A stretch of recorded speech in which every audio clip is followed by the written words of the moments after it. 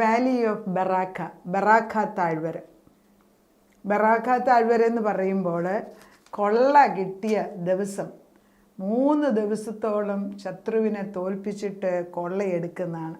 ആ ഒരു അനുഭവമാണ് ഇന്ന് ഈ വചനം കേൾക്കുന്ന അനേക കുടുംബങ്ങൾക്ക് കടന്നു വരാൻ പോകുന്നത്. ഓരോ വചനവും പരിശുദ്ധാത്മാവ് നമ്മൾ പറയുമ്പോൾ പരിശുദ്ധാത്മാവിൻ്റെ നിയോഗമുള്ള ആത്മാക്കളിൽ അത് ചെന്ന് കൊള്ളും. ദൈവത്തിനറിയാം എൻ്റെ ഞാൻ ഈ അയക്കുന്ന വചനം ആരുടെ ഹൃദയത്തിലാണ് ചെന്ന് കൊള്ളേണ്ടത്, ഏത് ഭവനത്തിലാണ് ആവശ്യമുള്ളത്, ദൈവത്തിനറിയാം. ഇപ്പം എൻ്റെ വചനം കേൾക്കുന്നവരായിരിക്കണം എന്നില്ല, വേറൊരാളുടെ വചനം അവർക്ക് അവരോട് ആത്മാവ് അവിടെ ഇട്ടായിരിക്കും കണക്ഷൻ. പക്ഷെ തീർത്തും ഇന്ന് എൻ്റെ കണ്ടിന്യൂസ് ആയിട്ട് വചനം കേൾക്കുന്നവരുടെ കുടുംബങ്ങളിൽ ഇതൊരു ബറാഖ താഴ്വരയുടെ അവസ്ഥയായിട്ട് ഞാൻ പ്രഖ്യാപിക്കുകയാണ്. I send the angels beforehand to implement. ദൈവം ചെയ്തിരിക്കുന്ന നന്മകൾ പ്രാപിച്ചെടുക്കുവാൻ തക്കവണ്ണം ദൈവം നമ്മളെ അനുഗ്രഹിക്കട്ടെ. അപ്പോൾ ബറാഖ താഴ്വര എന്ന് പറയുമ്പം ആദ്യം നമുക്ക് വായിക്കേണ്ട ഭാഗം വേദപുസ്തകത്തിൽ ബറാഖ താഴ്വരയെക്കുറിച്ച് എഴുതിയിരിക്കുന്നത് 2 ക്രോണിക്കിൾസ് 20-ാം അധ്യായത്തിലാണ്. ദിനവൃത്താന്തം 2 ദിനവൃത്താന്തം 20-ാം അധ്യായത്തിൽ ഇസ്രായേൽ ജനതയ്ക്കെതിരായിട്ട് ശത്രുക്കൾ വരുമ്പോൾ ദൈവം തമ്പുരാൻ തന്നെ വന്ന് യുദ്ധം ചെയ്യുന്നതാണ് അതിൻ്റെ സാരം. നമുക്ക് വഹിക്കാൻ വയ്യാത്ത ഭാരങ്ങൾ, നമുക്ക് പലപ്പോഴും ഉറുമ്പിന് അരിഭാരം ആനയ്ക്ക് തടിഭാരം എന്ന് പറഞ്ഞു കേട്ടിട്ടുണ്ട്. അവനവന് വഹിക്കാവുന്ന ഭാരങ്ങളുടെ മാക്സിമം നമുക്ക് തരും, അത്രമേ തരത്തുള്ളൂ, അതിൽ കൂടുതൽ ദൈവം തരത്തില്ല. അളവുണ്ട്, വിശ്വാസത്തിന് ഒരളവുണ്ട്, പരീക്ഷണങ്ങൾക്കും ഒരളവുണ്ട്, ഭാരങ്ങൾക്കും അളവുണ്ട്. എൻ്റെ അമ്മ പറഞ്ഞ് ഞാൻ കേട്ടിട്ടുണ്ട്, അമ്മയുടെ തോളിൽ 7 കൊട്ട തലേ വെച്ചിട്ടിരിക്കുന്നെന്ന്. അപ്പോൾ അവർ 7 കൊട്ടയും കൊണ്ടാണ് ഞാൻ നടക്കുന്നത്. അപ്പോൾ ഞാൻ അമ്മ പറയും, ഇത്ര ഭാരം എൻ്റെ തലയിൽ എന്തിനാണ് വെക്കുന്നത്? അപ്പോൾ അമ്മ ഒരു ദിവസം ദൈവം പറഞ്ഞു, ഈ തലേന്നുള്ള ഭാരമെല്ലാം ഇറക്കി വെക്കാനും.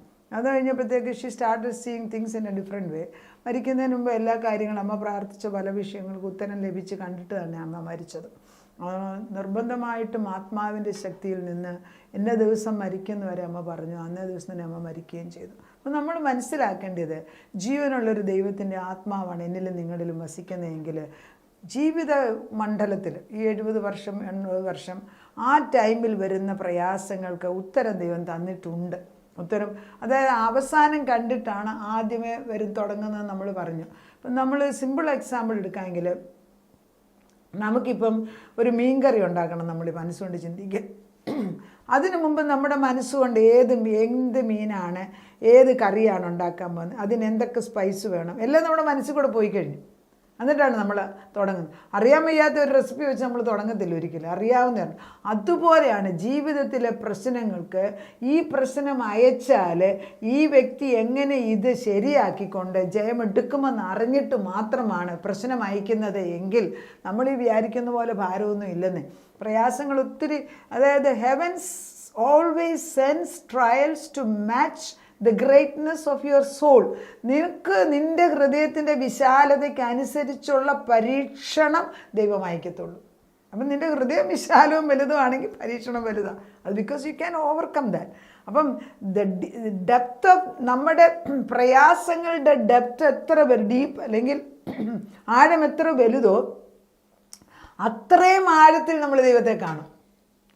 നമ്മൾ ആളുകൾ വെള്ളത്തിൻ്റെ മുകളിൽ കൂടെ ചുമ്മാതെ നീന്തി പോന്നും ആഴമേറി ഡൈവ് ചെയ്തിട്ട് അടിയിലോട്ട് പോയിട്ട് വെള്ളത്തിനടിയിൽ നിന്ന് നിധി പൊക്കിക്കൊണ്ട് വരുന്നത് 2 2. അപ്പം ജീവിതത്തിൽ ഒത്തിരി കാര്യങ്ങൾ നേടിയിട്ടുള്ളവരെ കാണുമ്പോൾ നമുക്ക് ഒട്ടും ജലസ്യ തോന്നണ്ട. അവരതുപോലെ പ്രയാസത്തിൽ കൂടെ പോയിട്ട് അവർ ജയിച്ചു വന്നവരാണ്. നിനക്കത്ര കഴിവില്ലയോ ഉള്ളതിൽ. അതുകൊണ്ട് വിശ്വാസത്തിൻ്റെ അളവിന് വ്യത്യാസമുണ്ട്. പരീക്ഷണങ്ങൾ വരുമ്പോൾ എത്രമാത്രം പരീക്ഷണം ഒരാൾക്ക് സഹിക്കാമെന്ന് ദൈവം നേരത്തെ അറിഞ്ഞിട്ടാണ് പരീക്ഷണം അയക്കുന്നത്. പിന്നെന്താന്ന് ഇത്ര പേടിക്കാൻ?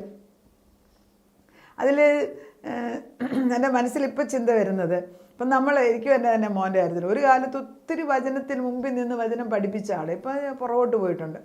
അപ്പം നമ്മുടെ ഏക ചിന്ത, അയ്യോ വചനം പറഞ്ഞിട്ട് നമ്മുടെ മക്കൾ വചനത്തിൽ നിന്ന് മാറിപ്പോകും. വചനം മാറത്തൊന്നുമില്ല. അവരാ ഒരു ജോസഫിൻ്റെ യാത്രയിൽ കൂടെ പോയി, ദാവീദിൻ്റെ കൂട്ടുള്ള ആ പ്രയാസത്തിൽ കൂടെ പോയി, ശൗലിൽ നിന്നുള്ള ശത്രുത്വത്തിനകത്ത് ജയമെടുത്ത് ദൈവത്തിൻ്റെ ആത്മാവിൽ ശത്രു മുമ്പിൽ നിൽക്കുമ്പം അവനെ കൊല്ലാതെ അവനെ വിട്ടയച്ചേച്ച് ശത്രുക്കളുടെ മുമ്പിൽ മേശ ഒരുക്കുന്നിടം വരെ ദൈവം അവരെ പഠിപ്പിക്കുകയാണ്. സ്കോൾഡ് വാർഫെയറാണ്. അപ്പം അവർക്ക് നമ്മളെക്കാട്ടിൽ കൂടുതൽ കഴിവുള്ളതാണ്. അടുത്ത തലമുറയ്ക്ക് കൂടുതൽ അനുഗ്രഹം വരുമല്ലോ. നമ്മൾ ഈ എപ്പോഴും ശാപം പറയുന്നതിന് പകരം അനുഗ്രഹം കൂടെ പറയണമല്ലോ. ദൈവം നമ്മുടെ അപ്പനമ്മമാരോ നമ്മളോ പ്രാർത്ഥിച്ചിട്ട് ദൈവസന്നിധി നിൽക്കുന്നെങ്കിൽ തീർച്ചയായിട്ടും അടുത്ത തലമുറയ്ക്ക് അനുഗ്രഹം വരും. അത് കുറച്ചൊന്നുമല്ല, 1000 തലമുറ വരെ അനുഗ്രഹവും 3-4 തലമുറ വരെ ശാപവും. ശരിയായിരിക്കും, ശാപത്തിൻ്റെ സ്വഭാവം വെട്ടി മാറ്റാമെന്നേ, ശാപങ്ങൾ അഴിഞ്ഞു പോകട്ടെ എന്ന് പറയുമ്പോൾ ദൈവം അഴിച്ചു.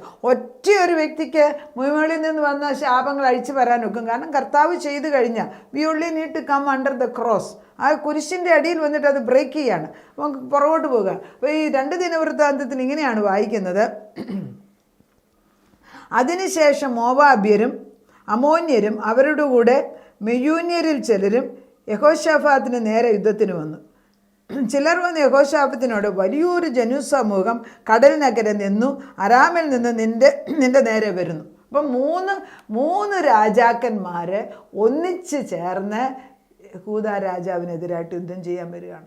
യഹോശാഫാത്തിന് മനസ്സിലായി ജയിക്കത്തില്ലെന്ന് തന്നെയല്ല, ഒറ്റ ദിവസം കൊണ്ട് ഇവരെ ഉന്മൂലനം. അപ്പം യഹൂദിനെ ഉന്മൂലനാശം ചെയ്യാൻ ഇന്നല്ല, പഴയ കാലത്തും തുടങ്ങിയ കാലത്തോട്ടുണ്ട്. പക്ഷെ ഇന്നും അവർ നിൽക്കുകയാണ്. ഇന്നും അവരെ ഉന്മൂലനാശം ചെയ്യുമെന്നും പറഞ്ഞ് ഹമാസ് നിൽപ്പുണ്ട്. അപ്പോൾ ഇത് ഇന്നലെ ഇന്നും തുടങ്ങിയതുമല്ല, ഇത് കാലാകാലങ്ങൾക്ക് മുമ്പുള്ളതാണ്. അപ്പോൾ യഹോശാഫാത്തിന് ഒരു പ്രത്യേകതയുണ്ട്. അദ്ദേഹത്തിന് മനസ്സിലായി, ഇത് ഞാൻ ജയിക്കാൻ പോകുന്നില്ല, ഈ മുഴുവൻ ജനതയെ നശിപ്പിക്കും. ഉടനെ തന്നെ യഹോശാഫാത്ത് ഒരു ഉപവാസം പ്രഖ്യാപിക്കുകയാണ് ചെയ്തത്. അവിടെയാണ് വിനയം. ആരെയാണ് നമുക്കറിഞ്ഞുകൂടെ ഉത്തരം എന്ന് വരുമ്പോൾ നമ്മൾ ഉപവാസവും പ്രാർത്ഥനയുമായിട്ട് കടന്നില്ല. ഉപവസിക്കുക എന്ന് പറഞ്ഞാൽ സിറ്റിംഗ് എ പാർട്ട്, നമ്മളെ തന്നെ ദൈവസന്നിധിയിൽ ഇതിനൊരു ഉത്തരം കിട്ടുന്നിടം വരെ. അനേക മക്കൾ ഇനി ഉപവസിക്കുന്നവരെ എനിക്കറിയാം. ഞാനും ഉപവസിക്കും, ഞാൻ ഒത്തിരി ഉപവസിക്കുന്ന വ്യക്തിയാണ്. ദൈവമേ എനിക്ക്, എൻ്റെ അമ്മ ഉപവസിക്കുന്ന ഞാൻ കണ്ടിട്ടുണ്ട്. അമ്മയുടെ ചെറിയ ഉപവാസം തന്നെ. അമ്മ ഉപവസിക്കുന്ന 100 ദിവസം, ആദ്യം അമ്മ പറയും 100 ദിവസം ഞാൻ ഒരു നേരം മാത്രം കഴിച്ച് ഉപവസിക്കും. അപ്പം 100 ദിവസം അമ്മയ്ക്ക് ഒരു മടിയും കൂടാതെ അമ്മ ഉപവസിക്കും, ഒരു നേരം കഴിച്ചിട്ട് ഭക്ഷണം കഴിച്ച് ഉപവസിക്കും. ചിലപ്പോൾ 100 ദിവസം കഴിഞ്ഞിട്ട് ഉത്തരം കിട്ടത്തില്ല. അപ്പം ഞാൻ വാച്ച് ചെയ്യും, അമ്മ എന്താ കാണിക്കാൻ പോകുന്നത്. അപ്പോൾ അമ്മ പറയും, ഞാനീ അടുത്ത 100 ദിവസം ചെയ്യാൻ പോകാമെന്ന്. അപ്പോൾ ഞാൻ അതിശയിക്കും, അമ്മയ്ക്ക് ഇത്ര പ്രായമായിട്ട് ഇത്ര ശക്തി എവിടുന്ന്? 100 ദിവസം ഉപവസിച്ചിട്ട് കിട്ടിയില്ല, അടുത്ത 100 ദിവസം ഞാൻ ഇട്ടുക്കുമെന്ന്. എത്ര പേർക്ക് അങ്ങനെ പറയാനറിയും? അമ്മ മരിക്കുന്നതിന് മുമ്പ് അമ്മ പ്രാർത്ഥിച്ച മിക്ക കാര്യങ്ങൾക്കും ഒരു പരിഹാരം കണ്ടിട്ട് അമ്മ മരിച്ചത്. അപ്പം നമ്മൾ ഒരാളുടെ ആ തീഷ്ണമായ സ്വഭാവം അതായിരിക്കണം എനിക്കും കിട്ടിയിരിക്കുന്നത്. അതുകൊണ്ട് യഹോശാഫാത്ത് ഉടനെ ഉപവാസം പ്രഖ്യാപിച്ചിട്ട് എന്താ പറയുന്നത്? എല്ലാവരും വിളിച്ചു കൂട്ടിയിട്ട് ഇങ്ങനെ കരഞ്ഞ് പ്രാർത്ഥിക്കുക. ഇപ്പം ഈ സംഖ്യാപുസ്തകം ദിനവൃത്താന്തം 2 ദിനവൃത്താന്തം 20 ഏകദേശം 6-ാം വാക്യം. ഞങ്ങളുടെ പിതാക്കന്മാരുടെ ദൈവമായ യഹോവേ, നീ സ്വർഗസ്ഥനായ ദൈവമല്ലോ, നീ ജാതികളുടെ സകല രാജ്യങ്ങളെയും ഭരിക്കുന്നുവല്ലോ, ആർക്കും എതിർപ്പാൻ കഴിയാത്ത ശക്തിയും പരാക്രമവും നിനക്കുണ്ടല്ലോ. ദൈവത്തെ സ്തുതിക്കുന്നുണ്ട്. ദൈവത്തെ വന്നിട്ട് നമ്മൾ അയ്യോ ദൈവമേ നീ ഇത് ചെയ്തില്ല, ദൈവം ചെയ്ത നന്മകളും ശക്തമായതും വിളിച്ച് നമുക്ക് പറയാം, എൽ ഷഡായ്, ദൈവം വലിയവൻ, സകലത്തെയും സൃഷ്ടിച്ചവൻ. അല്ല, ഡോണായി, എൻ്റെ ദൈവം, എൻ്റെ രാജാവ്, എൻ്റെ ഗുരുവ്, എൻ്റെ രക്ഷിതാവ്, king of Kings and Lord of Lord's. ദൈവം എൻ്റെ ജീവൻ്റെ ജീവന, രാജാതി രാജവും പ്രഭുക്കന്മാരിൽ പ്രഭു. ഒരു പ്രശ്നവും എൻ്റെ ദൈവം പറഞ്ഞ് ലോകത്തിൽ കഷ്ടങ്ങളുണ്ട്, പക്ഷേ ഭാരപ്പെടേണ്ട, അവയെല്ലാം ഞാൻ ജയിച്ചിരിക്കുന്നു. അപ്പം ഞാൻ ജയിച്ച പക്ഷത്താ ദൈവമേ, അതുകൊണ്ട് ഞാൻ ജയിച്ച പക്ഷത്ത് നിന്ന് പ്രശ്നം നിൻ്റെ മുമ്പിലോട്ട് ഏൽപ്പിക്കുകയാണ്. അങ്ങനെ തന്നെയാണ് ചെയ്തത്. അത് തന്നെയാണ് പിതാക്കന്മാരുടെ ദൈവമേ എന്ന് വിളിച്ചുകൊണ്ടാണ് ഓടി വന്ന്. അയ്യോ ദൈവമേ, പിതാക്കന്മാരുടെ ദൈവമായ യഹോവേ, നീ സ്വർഗസ്ഥനായ, സ്വർഗത്തിനും ഭൂമിയുടെ അധിപതിയായ ദൈവമേ, നീയല്ലേ ഭൂമി ഇപ്പോഴും ഭരിക്കുന്നത്, ഞങ്ങൾക്ക് വേണ്ടി ഇറങ്ങി വരണമേ എന്ന് വിളിക്കുകയാണ്.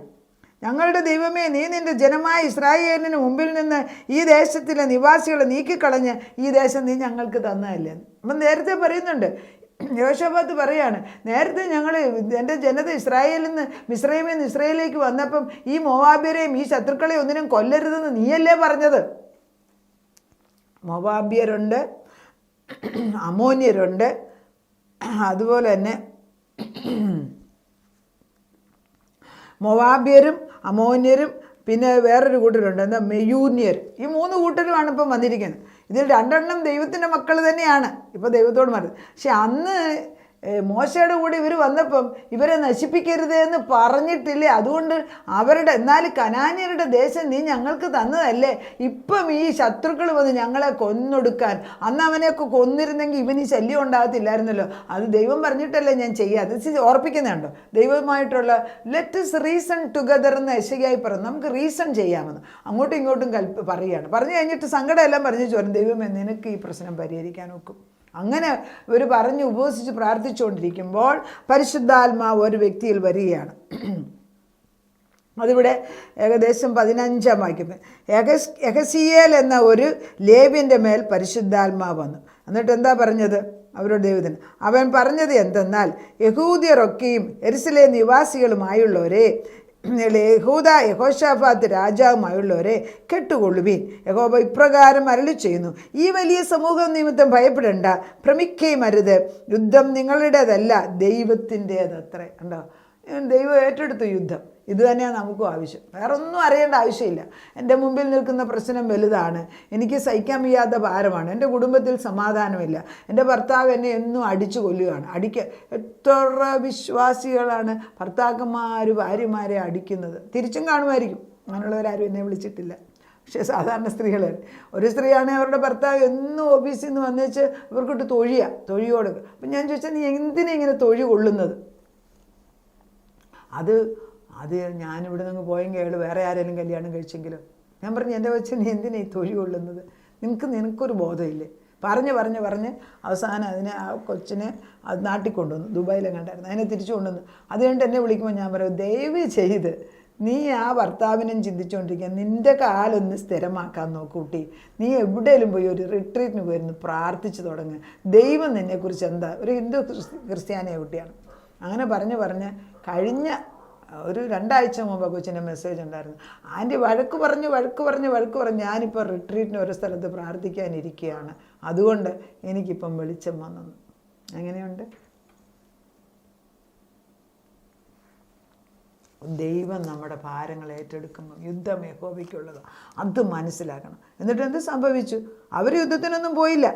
അവർ സൈന്യങ്ങളെല്ലാം കൂടിയിരുന്നപ്പം ഭാഗ്യഭാഗത്ത് വായിക്കുമ്പോൾ അവർ പാടി സ്തുതിച്ചു തുടങ്ങിയപ്പോൾ, ദൈവം ഏറ്റെടുത്ത് കഴിഞ്ഞാൽ പിന്നെ സ്തുതിക്കരുത്. ഇതാണ് നമുക്കും ആവശ്യം. ഒരു പ്രാവശ്യം ഞാൻ ഓർക്കുന്നുണ്ട്, എൻ്റെ മോളുടെ പരീക്ഷയിൽ, അവൾ അമേരിക്ക പഠിച്ചു കഴിഞ്ഞാൽ പരീക്ഷയിൽ ജയിക്കുമോ ഇല്ലയോ എന്ന് അറിഞ്ഞില്ല. പക്ഷെ ജയിച്ച് റിസൾട്ട് വരുന്നതിന് മുമ്പ് ദൈവം എന്നോട് പറഞ്ഞു, മോള് ജയിച്ചതിന് സ്വീറ്റ്സ് കൊടുക്കാൻ പറഞ്ഞു. അപ്പോൾ ഞാൻ പറഞ്ഞു, അറിഞ്ഞില്ലല്ലോ കർത്താവ്, അത് കർത്താവിനൊന്നും. ഞാൻ പക്ഷേ മോള് ജയിച്ചെന്നും പറഞ്ഞ് അവൾ ജയിച്ച റിസൾട്ട് കിട്ടുന്നതിന് മുമ്പേ ഞാൻ ആരാമുക്ക് സൗദി വെച്ച് ഞാൻ സ്വീറ്റ്സ് കൊടുത്തായിരുന്നു. ഞാൻ ഓർക്കുന്നുണ്ട്. വിശ്വാസം അത്രയും ബലമുണ്ട്. മോള് പഠിച്ച് ജയിച്ച് മിടുക്കിയായിട്ട് കാര്യങ്ങൾ ഇന്നിപ്പം ജോലി ചെയ്തുകൊണ്ടിരിക്കുന്നത്. അപ്പം ഞാൻ പറയുന്നത്, കർത്താവ് ചില കാര്യങ്ങൾ പറഞ്ഞാൽ അത് ഫിസിക്കലി നമ്മുടെ കണ്ണുകൊണ്ട് കണ്ടില്ലേലും വിശ്വസിച്ച് അതിന്മേൽ ആക്റ്റപ്പ് ചെയ്യാനുള്ള കൃപ നമുക്കുണ്ടാണ്. അവിടെയാണ് നമ്മുടെ ജയമെടുക്കുന്നത്. അവർ യുദ്ധം ചെയ്തില്ല. ദൈവം എന്ത് ചെയ്തു? അന്ന് രാത്രിയിൽ അമോന്യരും മേവാരുടെയും സെയിൽ പർവ്വതക്കാരുടെയും നേരെ പതിയിരിപ്പുകാരെ വരുത്തി അവർ വഴക്കുണ്ടായി. അവർ യുദ്ധം ചെയ്യാൻ തുടങ്ങി. ലാസ്റ്റിൽ അവർ അന്യോന്യം യുദ്ധം ചെയ്തു. അന്യോന്യം വഴക്കുണ്ടാക്കിയിട്ട് യുദ്ധം ചെയ്ത് എല്ലാം ശവമായിട്ട് കിടക്കുന്നു. ഒരെണ്ണം രക്ഷപ്പെടാതെ എല്ലാം ശവമായിട്ട് കിടക്കുന്നു. അങ്ങനെ അവർ നിലത്ത് ശവങ്ങളായിട്ട് കിടക്കുന്നത് കണ്ടു. ഒരുത്തനും ഓടിപ്പോയതില്ല. എന്നിട്ട് അവിടെയുള്ള സ്ഥലത്ത് അവരുടെ ഇട്ടുപോയിച്ചു പോയിരിക്കുന്ന ഭക്ഷണങ്ങളുണ്ട്, വസ്ത്രങ്ങളുണ്ട്, കുതിരകളുണ്ട്, രഥങ്ങളുണ്ട്, സകലവിധ സാധനങ്ങളുമായിട്ടാണ് അവർ യുദ്ധത്തിന് വന്നിരിക്കുന്നത്. അത് മുഴുവനും 3 ദിവസം കവർച്ചയെടുത്തിട്ടും തീർന്നില്ല. അതുകൊണ്ട് ആ സ്ഥലത്തിന് ബെറാഖ എന്ന് പേരിട്ടത്. അതുകൊണ്ടാണ് ബെറാഖ താഴ്വരയുടെ അവസ്ഥ എന്ന് പറയുമ്പം, യഹോവ ഇസ്രായേലിൻ്റെ ശത്രുക്കളോട് യുദ്ധം ചെയ്തു എന്ന് കേട്ടപ്പോൾ ദൈവത്തിൻ്റെ ഭീതി ആ ദേശത്തിലെ സകല രാജ്യങ്ങളിന്മേലും വന്നു. അതിനു മുമ്പ് പറയുന്നു, 4-ാം ദിവസം അവർ ബെറാഖ താഴ്വര ഒന്നിച്ചുകൂടി. അവർ അവിടെ യഹോവയ്ക്ക് സ്തോത്രം ചെയ്തതുകൊണ്ട് ആ സ്ഥലത്തിന് ഇന്നുവരെ ബെറാഖ താഴ്വര എന്ന് പേരിട്ടില്ല. ഞാനത് തന്നെയാണ് പറയുന്നത്. ആരൊക്കെയാണ് ജീവിതത്തിൽ ഒത്തിരി ഭാരത്തിൽ കൂടെ പോകുന്നത്? മക്കളെ ചൊല്ലിയായിരിക്കാം, വീട്ടിലെ ഭർത്താവിൻ്റെ കാര്യമായിരിക്കാം, അല്ലെങ്കിൽ രക്ഷയെക്കുറിച്ചായിരിക്കാം, അല്ലെങ്കിൽ എന്താണ് നിങ്ങളുടെ രോഗമായിരിക്കുമെന്ന് ദൈവത്തിൻ്റെ പരിശുദ്ധ നിങ്ങളിനി യുദ്ധം ചെയ്യേണ്ട ചെയ്യേണ്ടത് ഞാൻ യുദ്ധം ചെയ്യും. ബറാഖ താഴ്വരയുടെ അവസ്ഥയിലേക്ക് ഞാൻ നിങ്ങളെ കൊണ്ടുവന്നിരിക്കുകയാണ്. എടുത്ത് തീർക്കാൻ വയ്യാത്തവണ്ണം 3 ദിവസം കവർച്ചയെടുക്കുവാൻ തക്കവണ്ണം ദൈവത്തിൻ്റെ ആത്മാവ്, ദൈവത്തിൻ്റെ ഭണ്ഡാരം തുറന്ന് ദൈവം തരും. ദൈവം തരുമ്പം കുറച്ചായിട്ട് ഒരിക്കലും തരത്തില്ല.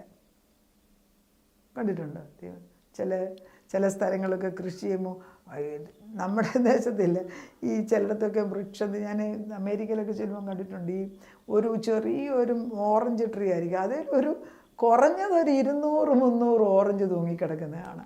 ആ ക്ലൈമറ്റിൻ്റെയും കൂടെ ആയിരിക്കും, നമ്മൾ നട്ടാൽ ഒരെണ്ണം പോലും ഉണ്ടാവില്ല. പക്ഷെ അത് കാണുമ്പോഴാ സമൃദ്ധി. അതാണ് ദൈവത്തിൻ്റെ സ്നേഹത്തിൻ്റെ ആഴം. നമ്മളങ്ങനെ കാണണം. എന്നിട്ട് ഇവരെക്കുറിച്ച് പേടിയുണ്ടായിട്ട് യഹോശാഫാത്തിൻ്റെ കാലത്ത് പിന്നെ ആരും യുദ്ധത്തിന് വന്നില്ല. ഞാനത് തന്നെ പറയുന്നത്. ഇനി ഒരു മനുഷ്യൻ നമുക്കെതിരായിട്ട് നമ്മുടെ തലമുറയ്ക്കായിട്ട് യുദ്ധം ചെയ്യാനൊക്കത്തില്ല. കർത്താവ് ബറാഖ താഴ്വരയുടെ യുദ്ധം നിനക്കുള്ളതല്ലെന്ന് ഞാൻ ഏറ്റെടുത്തിരിക്കുന്നതെന്ന് ദൈവം പറയുന്നു. സന്തോഷിക്കുവിൻ. ജയിച്ചതുപോലെ ജീവിക്കാൻ നമുക്ക് ദൈവം കൃപ തരട്ടെ. അതിനും വിശ്വാസം വേണം കേട്ടല്ലോ. ഞാൻ ചിലപ്പോൾ പറയും ദൈവത്തോട്, നീ അപ്പച്ചന് ഓരോന്ന് എൻ്റെ അടുക്കൽ വൈകിട്ട് പറയും, നേരം വെളുത്ത് പിറ്റേ ദിവസം നോക്കുമ്പോൾ നേരെ വിപരീതമായിട്ട് കാണും. അപ്പം ഞാൻ പറയും, ഇന്നലെ പറഞ്ഞതിന് വിപരീതമായിട്ടാണല്ലോ ഇന്ന് കാണുക. അപ്പോൾ അന്ന് വൈകിട്ടിരിക്കുമ്പോൾ കറുത്ത പറഞ്ഞു, ഞാൻ പറഞ്ഞില്ലേ നീ നേരിട്ടുള്ളത് നോക്കണ്ടെന്ന്. നേരിട്ട് ജഡത്തിലുള്ളത് നോക്കാതെ എന്നെ മാത്രം നോക്കാം. നീ എന്നെ മാത്രം നോക്കാൻ പഠിച്ചിട്ടില്ല ഇതുവരെ. അവിടെയാണ് നമ്മുടെ ജയം. ദൈവത്തെ മാത്രം. യഹോശാഫാത്ത് രാജാവ് അത് ചെയ്തു, ദൈവത്തിൻ്റെ വിജയമുണ്ട്. നമുക്കും അതുപോലെ ദൈവം വിജയം തരട്ടെ. പ്രാർത്ഥിക്കും. നാഥാ, നിൻ്റെ മുൻപിലേക്ക് ഞങ്ങൾ കടന്നു വരികയാണ്. കുറേ നേരം വചനം എടുക്കുമ്പോൾ എന്തൊരാശ്വാസ, സമാധാനത്തിൻ്റെ ദൈവം എത്രയും വേഗം പിശാചിനെ ചവിട്ടിയും മതിക്കുമെന്നുള്ള റോമർക്ക് എഴുതിയ ലേഖനം 16 എന്തോന്ന് എഴുതിയിരിക്കുന്ന വാഗ്ദത്തം നിറവേറിയിരിക്കുന്നു. ശത്രു തോറ്റു. പിശാചിനൊന്നും പേടിക്കേണ്ട ആവശ്യം.